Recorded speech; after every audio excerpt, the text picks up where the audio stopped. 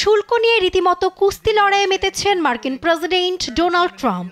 এরই মধ্যে ট্রাম্পের পাতা ফাঁদে পা দিয়ে সমঝোতার পথে হাঁটছে শুল্কের কবলে পড়া বেশ কিছু দেশ।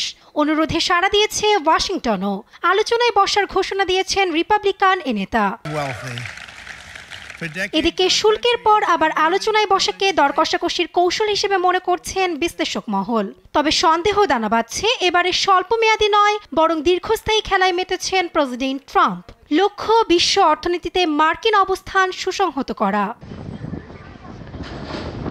ফলে এবারের শুল্কের আওতা থেকে বাদ পড়েনি যুক্তরাষ্ট্রের ঘনিষ্ঠ ইসরায়েলও। এ নিয়ে সোমবার হোয়াইট হাউসে বৈঠকে বসেন ট্রাম্প নেতানিয়াহু। যুক্তরাষ্ট্রের সঙ্গে বাণিজ্য ঘাটতি দূর করার প্রতিশ্রুতি দেন ইসরায়েলি প্রধানমন্ত্রী। তবে এর বিনিময়েও ইসরায়েলের ওপর শুল্ক বন্ধ হবে না বলে জানান ট্রাম্প। একই পথে অগ্রসরের ইঙ্গিত জাপান ইউরোপীয় ইউনিয়নেরও।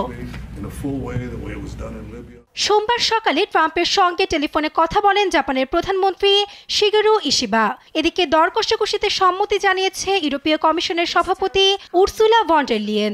শিল্পপণ্যে পারস্পরিক শুল্ক শূন্যের কোঠায় নামিয়ে আনার প্রস্তাব দিয়েছে কমিশন।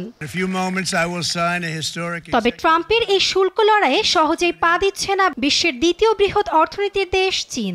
এক চুলো ছাড় না দিয়ে যুক্তরাষ্ট্রের পণ্যে পাল্টা 34% শুল্ক আরোপের ঘোষণা দেয় বেইজিং।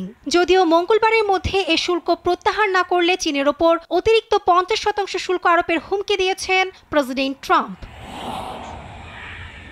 এমন পরিস্থিতিতে সোমবার সকালে শুল্ক আরোপ আরও 90 দিন পেছানোর গুঞ্জন উঠলেও তা নাকচ করে দেন ট্রাম্প।